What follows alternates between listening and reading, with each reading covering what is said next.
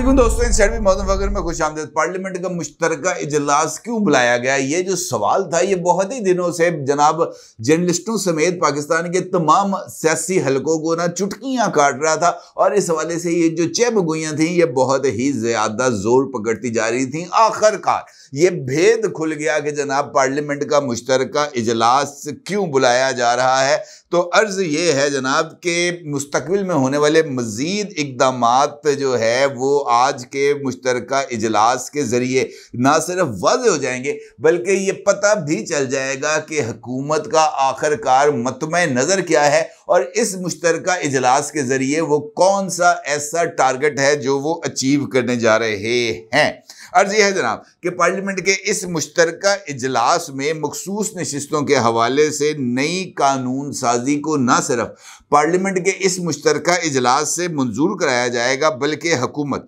मखसूस नशिस्तों के हवाले से सुप्रीम कोर्ट की हदायत पर इलेक्शन कमीशन की तरफ से हुक्मरान इत्तेहाद से 23 मखसूस नशिस्तें वापस लेने के नोटिफिकेशन को काला दम भी करार दिया जाएगा। इसका मतलब यह है कि गवर्नमेंट ने इलेक्शन एक्ट के अंदर जो तरामीम की थी और उन तरामीम के नतीजे में इलेक्शन कमीशन ऑफ पाकिस्तान पर यह एक कानूनी पाबंदी आयद कर दी गई थी कि वो मखसूस नशिस्तों के हवाले से सुप्रीम कोर्ट ऑफ पाकिस्तान के उस फैसले जिसके नतीजे में दोबारा हल्फनामा अरकान पार्लियामेंट से लिया जाना था उसको नल एंड वॉइड करार दे दिया गया था और यह कहा गया था कि एक हल्फनामे के बाद दूसरा हल्फनामा भी नहीं दिया जा सकता और मखसूस नशिस्तें सिर्फ उसी जमात को मिलेंगी जिसने इंतखाबात से पहले इलेक्शन कवायद पर अमल दरामद करते हुए मखसूस नशिस्तों की फहरिस्त इलेक्शन कमीशन ऑफ पाकिस्तान में जमा कराई थी। वो जमात जिसने इलेक्शन में हिस्सा ही नहीं लिया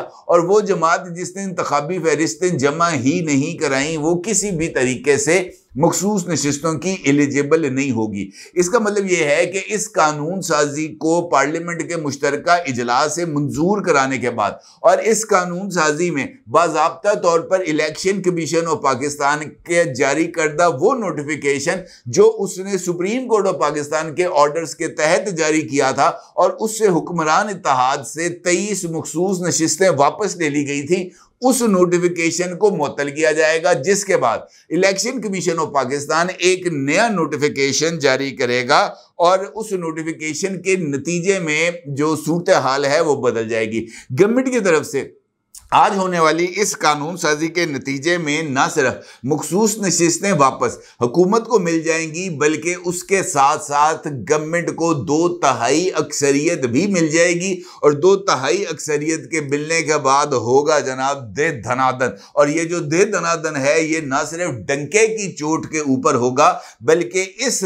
दे धनादन के बाद जो अगली कार्रवाई है वो भी इसी तेज रफ्तारी के साथ की जाएगी। यानी इधर से कानून साजी, उधर से ईवान सदर से मंजूरी, फौरी तौर पर इलेक्शन कमीशन का इजलास, नोटिफिकेशन की वापसी और नए नोटिफिकेशन का इजरा, जिसके बाद अरकान असम्बली हो जाएंगे कौमी असम्बली में बहाल और इस बहाली के नतीजे में जो सारे का सारा मंजरनामा है वो एकदम हो जाएगा बिल्कुल ही तकसीम। अच्छा, अगर मैं आपसे ये कहूं कि इस इलेक्शन कमीशन ऑफ पाकिस्तान का ये जो नोटिफिकेशन की मुअत्तली की कानून साजी है ये बहुत ही ज़्यादा जो है वो स्पेसिफिकली इस अमल को टारगेट करके की जा रही है कि सुप्रीम कोर्ट ऑफ पाकिस्तान को किसी भी तरीके से इस बात का तासुर ना मिले कि गवर्नमेंट जो है वो सुप्रीम कोर्ट ऑफ पाकिस्तान की डोमेन के अंदर किसी तरह की जो दरअंदाजी है वो कर रही है, बल्कि गवर्नमेंट इस तासुर को लेके आगे बढ़े कि जनाब पार्लियामेंट की जो सुप्रीमेसी है हम इसके ऊपर किसी तरह का कोई कॉम्प्रोमाइज नहीं करेंगे और सुप्रीमेसी ऑफ द पार्लियामेंट के जो असूल है इसके ऊपर भी किसी तरह का कोई रद्दोबदल नहीं होगा। तो ये बहुत ही ज्यादा इंपॉर्टेंस की हामिल है। इसका मतलब ये है कि 28 अगस्त को होने वाले पार्लियामेंट के मुश्तरका इजलास के बाद जो सूरत हाल है वो ना सिर्फ एकदम से तब्दील होगी बल्कि इस सूरत हाल की तब्दीली के बाद गवर्नमेंट के पास जो नई सहूलत आएगी उस सहूलत से वो भरपूर अंदाज से फायदा उठाएगी। अब अगर आप गौर करें तो हालिया दिनों में मौलाना फजलुर रहमान साहब के साथ जो मुलाकातें हैं उन मुलाकातों की नौइयत और उन मुलाकातों से हासिल होने वाले ऑब्जेक्टिव्स भी बहुत हद तक वाज़ेह हो जाते हैं। एक जानिब मौलाना फजलुर रहमान साहब जो है वो हुकूमती इत्तेहाद के करीब भी हैं और हुकूमती इत्तेहाद से दूर भी हैं, पाकिस्तान तहरीक इंसाफ के साथ भी हैं और पाकिस्तान तहरीक इंसाफ से दूर भी हैं। और इसी कशमकश ने इनफैक्ट एक ऐसी सिचुएशन को जन्म दे दिया है जिसने मौलाना फजलुर रहमान के सर पर गेम चेंजर का ताज सजा दिया है। और मौलाना फजलुर रहमान अपनी इस अहमियत से बहुत ही ज्यादा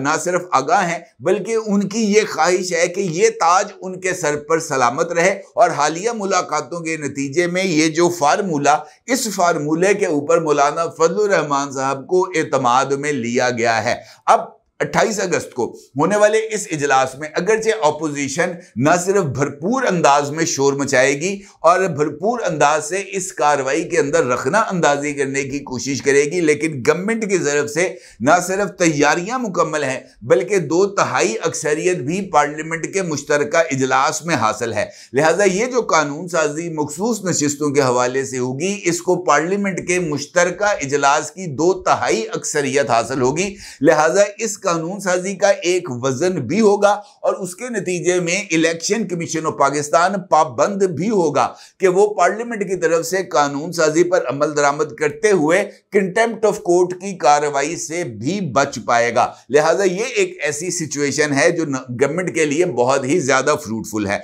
28 अगस्त को इजलास के बाद इलेक्शन कमीशन ऑफ पाकिस्तान एक हंगामी इजलास तलब करेगा और इलेक्शन कमीशन ऑफ पाकिस्तान के इस हंगामी इजलास में सुप्रीम कोर्ट फैसले के हवाले से जो कानून साजी है पार्लियामेंट की, ये चूंकि फौरी तौर पर सदर साहब के पास जाएगी और सदर साहब इसको मंजूर करेंगे तो इलेक्शन कमीशन ऑफ पाकिस्तान के पास इस बात का कुशन मौजूद होगा कि वो मखसूस नशिस्तों की जो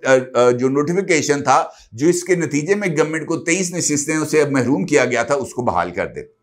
23 नशिस्तें हुकूमत को मिलने के बाद ना सिर्फ सेनेट के अंदर 2/3 अक्सरियत गवर्नमेंट को हासिल हो जाएगी बल्कि पार्लियामेंट के अंदर भी, कौमी असम्बली में भी 2/3 अक्सरियत हासिल हो जाएगी। और उसके बाद जो आईनी तरामीम है गवर्नमेंट निहायत तेज रफ्तारी के साथ उन आईनी तरामीम को भी लेके आगे चलेगी। ये दस्तूर पाकिस्तान की किताब है और इस दस्तूर पाकिस्तान का जो आर्टिकल है 239 वो न सिर्फ गवर्नमेंट को इस हवाले से बहुत ही ज़्यादा जो है वो आईनी तरमीम के हवाले से सूट करता है, बल्कि अगर मैं आपसे ये कहूँ कि 2/3 अक्सरियत के हासिल होने के बाद गवर्नमेंट की तरफ से की जाने वाली आईनी तरामीम को न सिर्फ कॉन्स्टिट्यूशनल प्रोटेक्शन हासिल है बल्कि इस कॉन्स्टिट्यूशनल प्रोटेक्शन के नतीजे में जो सूरत हाल है वो बहुत ही ज्यादा बदल जाएगी। दस्तूर का आर्टिकल है 239 और उसकी क्लॉज है जनाब 5 और इस क्लॉज 5 में ये बात बहुत ही वजाहत के साथ कही गई है कि दस्तूर में किसी भी तरमीम पर, किसी अदालत में, किसी बिना पर चाहे जो कुछ मर्जी हो, कोई एतराज नहीं किया जाएगा। क्लॉज 6 अज़ाले शक के लिए बजरिया हाजा करार दिया जाता है कि दस्तूर के अहकाम ने से किसी में तरमीम करने के मजलिस शूरा यानी पार्लियामेंट के इख्तियार पर किसी किस्म की कोई पाबंदी नहीं है। ये बात दस्तूर पाकिस्तान के अंदर बहुत ज़्यादा वाज़ेह है, बल्कि इसके ऊपर कई ऐसी जो अदालती फ़ैसले हैं वो भी मौजूद हैं और इन अदालती फ़ैसलों के अंदर ये बात PLD 1988 के अंदर को फ़ैसला है 49, उसके अंदर भी ये बात बड़ी वजाहत के साथ बयान की गई है कि अदालतें अपने इख्तियारात आइन से लेती हैं और इसके तहत कायम करती हैं और वो आइन की किसी भी शिक को मुअत्तल नहीं कर सकती।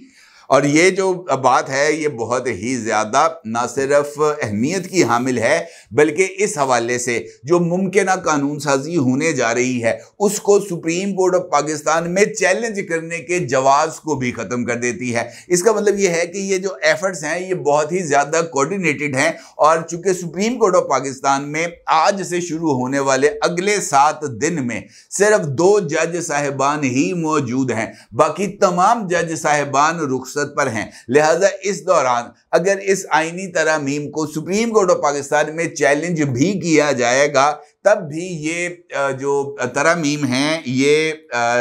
चैलेंजेबल, या इसको अगर मैं ये कहूं कि एडमिसिबल नहीं रहेगी, तो ये कहना भी कुछ ज्यादा गलत नहीं होगा। लिहाजा हुकूमत के पास जो टाइम है वो अगले 7 दिन है, और अगले 7 दिन में 28 अगस्त को पार्लियामेंट के मुश्तरका इजलास में इस कानून साजी की मंजूरी के बाद फौरी तौर पर जो सदर साहब हैं उनकी तरफ से गजट नोटिफिकेशन होगा। गजट नोटिफिकेशन के बाद इलेक्शन कमीशन का इजलास होगा। इलेक्शन कमीशन के इजलास में 23 नशिस्तें वापस लेने का नोटिफिकेशन वापस लिया जाएगा, और 23 नशिस्तों को बहाल करने का नोटिफिकेशन जारी किया जाएगा। और उसके बाद गवर्नमेंट जो है वो तेज रफ्तारी के साथ आईनी तरामीम पेश करेगी, और इन आईनी तरामीम को कौमी असम्बली और सेनेट यानी दोनों ईवानों से मंजूर करा के सदर साहब से दस्तखत कराएगी, और उसके नतीजे में जो तरामीम होंगी सुप्रीम कोर्ट ऑफ पाकिस्तान और हाई कोर्ट्स ऑफ पाकिस्तान में जजेस के अपॉइंटमेंट के तरीकाकार में तब्दीली कर दी जाएगी। जजेस की उम्र का असर नौ तयन किया जाएगा। इस हवाले से तजावीज़ ये भी हैं कि 65 साल से 68 साल और 62 साल से 65 साल कर दिए जाए, और एक तजवीज़ ये भी है कि सुप्रीम कोर्ट और हाई कोर्ट्स के अंदर मेजर रीसेट कर दिया जाए, और सुप्रीम कोर्ट ऑफ पाकिस्तान के अंदर मुख्तलिफ सियासी नौइयत के हवाले से जो जजेस में तकसीम पाई जाती है उसको भी बैक जुम्बश कलम तब्दील करके हाई कोर्ट और सुप्रीम कोर्ट में जजेस की उम्र का तयन 60 साल कर दिया जाए। और इसके नतीजे में 70% इस्लामाबाद हाई कोर्ट और 50% लाहौर हाई कोर्ट खाली हो जाएगा, और उसके नतीजे में नए जजेस को नए तरीक़ाकार के तहत अपॉइंट करके supreme court of Pakistan, high courts of Pakistan के अंदर मास्टर रीसेट करते हुए ईमानदारी का मुकम्मल तौर पर कला कमा कर दिया जाएगा। इसके साथ साथ हाई कोर्ट के जजेस की ट्रांसफर और उसके साथ साथ